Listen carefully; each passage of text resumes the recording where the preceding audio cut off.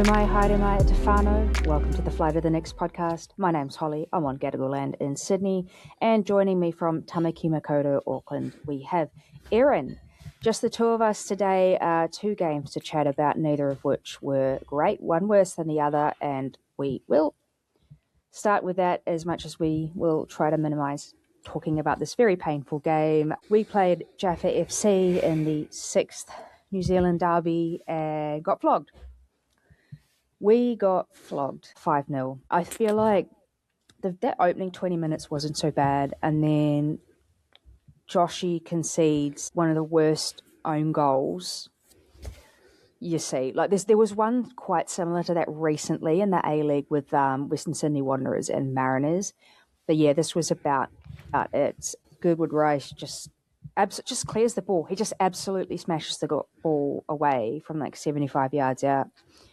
And Josh, instead of retreating to pick it up in his box, decided to head it, skims off the top of his head and goes in. And we just collapsed at that point. I think we collapsed. The second half was better. We only lost the second half 1-0. There was no way that was coming back. And apparently Chiefy let them have it in the dressing room at halftime and told them that at this point they were playing for the badge, which was what it felt like. I mean, we still had some chances, but we just absolutely collapsed. Some of their goals were good. A lot of them were not that good. They were helped by serious defensive mistakes by us. It was very frustrating. After the game in the stadium, in the interview, Alex Rufer apologised to the fans, and Chiefy in his press conference also took responsibility for that. The biggest news out of it is that he has decided to resign, which we'll talk about. I think it's time that he resigned. I love Chiefy. He's a nice guy, and he took us to a wonderful high of a couple of seasons ago, because we just had that lightning in a bottle of the right set of players, and it just didn't work out because that's football. And now that we don't have quite that lightning in a bottle set of players, or we've had players that are good enough but they've been injured, I think it just wasn't working. I think for the sake of like the face of the club, and I'm assuming the players as well, Chiefy going is probably the right choice. Erin, let us know what you think. Yeah, I was watching. I only saw the first half of the game, which unfortunately was the worst half of the game, but I think I was just quickly Googling something on my phone when that first goal happened, and my fiance was just like, don't look. Just don't even look. Like, this will just upset you. Stop watching. We'll just go away and not even watch this game, because that's just how horrifically awful that mistake was. It was from nothing, and that really just turned the game, and the team just collapsed, and it was just a horrific performance. I think to do that in a derby at home, when we arguably probably had the better squad, because they had a bunch of academy players on their bench. They didn't even have pitches on FotMob. So we technically should have at least been able to match them, but we got absolutely destroyed. It was embarrassing, really. And I think that the whole team needs to wake up and needs a shake-up. I guess Chiefy took responsibility by saying that he put Joshy in goal. That was his fault. But, what are you really supposed to do when your goalkeeper tries to header the ball outside the box when you could easily just step back in and pick it up? It's just horrendous and awful, and I had to mute my phone as well because I had so many people messaging me saying, what's going on? And I was like, no, I can't do it anymore, man. This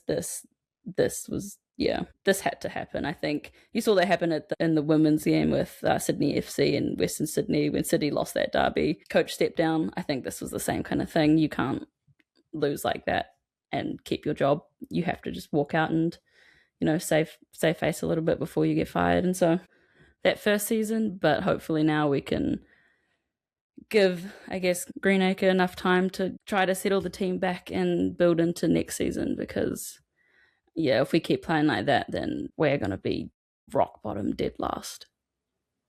No hope.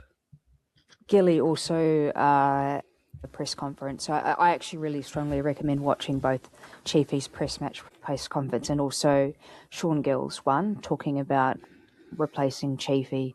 So the interim manager is Chris Greenacre. He's been like the head coach for the boys academy. As a club legend, has all the badges, which is one of those things that a lot of discussions like, why don't we get Paul Eiffel in? It's like, well, you need to have the specific coaching badges to get this job. I think Greeny's a great choice. It sounds like Sean Gill said that he would definitely be one of the major contenders for continuing to have the role. And the main focus right now isn't on that. It is on getting to the game that is coming up, which is Sunday, March the 1st, 3 p.m. at Sky/Henry. I'm not sure if it's now called Henry Stadium. Either way, Sunday, March 1st, 3 p.m. New Zealand time. That is the first focus for them is to recover from last week and focus on trying to get something out of that Sydney game. Yeah, I think as well in that press conference, there was that comment saying that a lot of the guys are kind of focused on the World Cup instead of playing club football. But you kind of need to have form going into World Cup selection. You need to be playing well. This is the A-League as well. If you want to get selected from the A-League, then you have to be one of the best players in the A-League. And you won't get picked if you're not playing for the badge, if you're not playing well in a derby like that, you're going to get dropped. I don't know where that comment came from, if that's true, but just, yeah, if any of them want to get selected, then they need to wake up and step up and just fix how they're playing. And the best time to do that now is to recover and try to get something from the Sydney game. You know, they got the points last time we played them. I guess that was probably a big upset, knowing how shocking our team's been recently. That I feel like that was our last win was at Sydney, if I'm right. We haven't won since. So hopefully we can get back on track and just put the horror of last weekend behind us. Yeah, I feel for the guy. I do, and I hope that he has a law degree apparently, so maybe he's got other options, but it did sound like he was interested in continuing to coach. So hopefully he picks up something somewhere and can build again. I mean, just because a coach doesn't do well at one club or loses a job at one club doesn't mean that they're done as a coach. There are plenty of coaches who get fired from one job and then turn around and get another job, and then get fired from that job and turn around and get another job. So, yeah, definitely our best wishes to him. Anything more to say on the men's game? No, I've had enough. We are done talking about it. Let us move on to our Phoenix women. They were away to Melbourne Victory. We really needed to continue to get 3 points. Victory are a hard ask. I do understand that. So that was in Victoria, at home of the Matildas. Vic showed up, which was great. Player of the match was Michaela Woods. It probably could have also been Pia Vlock. I feel like the game was pretty low intensity to start with. 0-0 at halftime. We did get better in the further into the game. We got 52nd minute. Sophia Sakalis gets the ball and then is driving into the penalty box. And Jale just sort of comes out on from the opposite angle. And it's body to body, but she's run at her at full tilt and made a connection with her perpendicular. Jale's like, how's that a foul? And I think that's a foul, Jale. If you had been running with her, then okay, but you've just smashed her from the side. And unfortunately, Rihanna Policina puts that penalty away. I think we still had lots of good chances here. The 7th minute, we finally got something out of it. Vlock gets the ball, sort of runs sideways across the pitch for a bit, and then does what some people might have thought was a shot, but I think was a pass. She slips this pass through to Michaela Woods, who's in this gap in the back line between the two centre-backs, and she's just right there. And the pass is quite hard, so she has to control it, but then she slots it into the far corner. It was really tidy. The pass was really, really good, and the finish, especially considering how sort of hard the pass had been in terms of how much space she had to turn and actually shoot. Great goal. I did get a little bit frustrated later on in the game. We got a bunch of corners, which were doing okay, except for the one when we played it short and then turned it over immediately. We started playing for a draw in stoppage time, which I didn't understand. We put on Daisy Brazendale for Pia Vlock. We were not rushing to try and get that extra 2 points. that kind of disappointed me because we need those extra 2 points because we are now fourth on the table. We have a game on hand on two of those three teams. And then Adelaide, I think we're on the same number of games because unfortunately Adelaide won and Canberra won and City won. So not good results for us across the rest of the league. And damn, this is where I worry we let it slip away. Erin, what were your thoughts? Well, my thoughts for the game are, yay, we have Grace Jarley back, and then, oh no, Grace Jarley, what have you done? She's a strong player, and so you can't really be making that kind of contact in the box because she's big, she's strong, and she'll probably knock you over. And yeah, unfortunately, we conceded that penalty. And yeah, we kind of didn't really have much of the ball in that first half. The possession stats is like 63% to Victory, and we had 37% of the ball. But it didn't really look, they weren't dominating us, I wouldn't say. I think it was, a pretty even match. But not a lot was happening in that first half. But yeah, when it came to the second half, I was just shocked that we couldn't get anything on any of the corners. Manai Elliott's serving up the perfect ball every time right into we need it to be in that danger zone, and just no one's making contact with it. And it kind of just doesn't even look like anyone's trying to make contact with it. I think we could do so much more with our corners, and it's just been pretty frustrating all season almost watching us not capitalize or even get a shot away from most of them. And yeah, I agree with you, near the end they started playing for the draw. They were holding the ball up. Vic Essen was holding on to it, and if it's come down to you, pick it up and bomb it down and try to get something from it. I think it came out for a throw-in. Ellie Walker, I was like, she's going to do a long throw right into the box, into the danger zone, and she just popped a short one. I was a bit confused. I just don't think that's the way we should be playing. I think we should have a winning mentality coming into these games. We've had a bit of a dry run recently where we haven't quite gotten a win, I think, since that Jets game, and so I think we need to switch the momentum back to us coming to the end of the season, coming to finals. We need to come back into just dominating form, and I just don't think that that's the way to play it. I think the way we played last week was frustrating. They couldn't play in the wind, and then this week playing for a draw, it was just a bit strange to me. I think that we should have kept bombing it at the end and tried to get all 3 points, but I guess maybe they're just trying to keep on to 1 point rather than dropping a point to Victory, who are also quite close but below us. But yeah, I don't know about that one. I think at this point we're now dependent on teams above us dropping points, and we're talking about teams like City, who, even though they have got a big run of games coming up for with the Asian Champions League or whatever it is, that we're now waiting for City to drop points, and that's not great. And then we also have, Adelaide, we will need to drop points. It's so frustrating to have. I remember very, very early, I think one of the first games at Porirua Park, we were drawing and the ball goes out and Ellie goes and picks the ball up and is like yelling at everyone because they're not moving up the field quickly enough. It's the end of the game. And you can hear her yell, "Come on, we want to win the game." And I just don't know where that was when we played them on Friday. We need those points. We desperately need them. And there's no reason why we couldn't have kept pushing. We had, they had 7 shots, 2 on target. We had 15 shots with 4 on target. We were really getting in and peppering them. They just weren't quite working out. I think the worst miss we had was 29th minute. Pia and Michaela, they are working really well together. Vlock from about the centre circle in the first half slides through this beautiful pass to Michaela, who runs onto it, takes a touch or two, and then just smashes it really wide.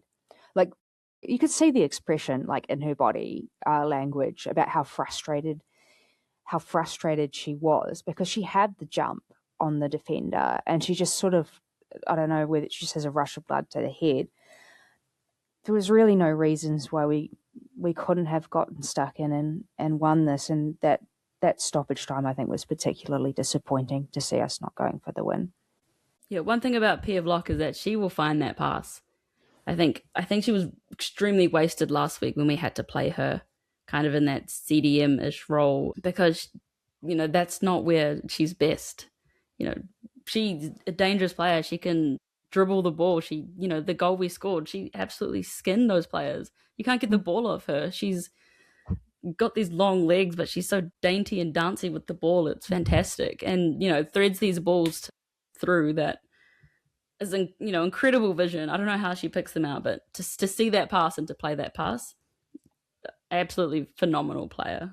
It's just so exciting to watch. But yeah, I don't know how, when we finished the game with Brooke Nunn, with Michaela Woods, with Ali Walker and Mackenzie Anthony on the pitch, and they weren't fighting for a winner. Those are 4 players who I would expect to absolutely just 100% go for the win every single time. I don't imagine any of those 4 like to do anything other than win. So the fact that we couldn't push right to the end is baffling to me. That must have been a call from the coaching box or something, because that is not internally something that any of those 4 players would do. I think that they'd keep running until they couldn't run anymore. So yeah, a bit disappointing. I think that we definitely had the chance here. We should have probably gotten 3 points from this game. I don't think, this is definitely not the best Melbourne Victory squad that has ever existed in the A-League. I think that they're in a bit of a tricky situation. They're kind of sitting outside the 6 at the moment, not really getting the results, and we definitely could have taken it in Melbourne, but we just, I guess maybe it's just Melbourne. Maybe it's just Victoria's cursed and we can't seem to get 3 points from there. But yeah, this was definitely one that we should have been able to get something from, and that we needed to get something from, because now we're just, hoping Canberra drop points. There's nothing we can do to take points off Canberra and City. We've already played them. Adelaide, we play them as the last game in the season. And so, if it comes down to that, then sure, we can still take points from them. But the other 2 now, we just wait and hope that people can stop Holly Mack and Michelle Heyman from scoring goals, because we didn't manage to get the points from them that we should have. So frustrating, this team, that we've kind of had this good run of form and then have kind of dropped off a little bit. I think that we need to start pushing again and start charging and trying to finish top. We want home finals. We need home finals. I think the fans deserve some home finals, because we're not getting it from the men. I think it felt like that Mariners game, at least they've said, that after the game, that it should be a kick up the bum for the team, and it felt like that kick up the bum didn't work that well against Victory. In fact, I don't think anyone got out of 3rd gear.